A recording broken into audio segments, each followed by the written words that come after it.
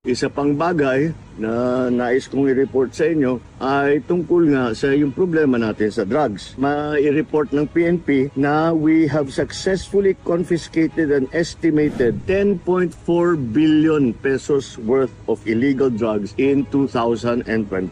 Masasabi natin na 27,968 na barangay ay nadeklara na drug cleared. Magandang mga progreso ito sa grassroots level dahil ang mga barangay, pag nasabi natin ay clear dyan, madali nang i-monitor at maayos na ang patakbo doon. Siyempre, lagi rin natin tinitignan yung rehab, yung prevention, na hindi na pumasok yung mga kababayan natin sa masasamang ugali tungkol sa drugs. At kung sino man ang nasubo na, ay bibigyan natin ng tulong sa pamamagitan ng mga rehabilitation center. Nakatulong tayo at the local level at nakipag-ugnayan tayo sa 50 provinces, 1,160 municipalities, and 30 cities na nag-i-implement ngayon ng Anti-Drug Abuse Council. Nakapaggawa tayo ng 74 inpatient treatment and rehabilitation facilities to provide a path to recovery for those who want to break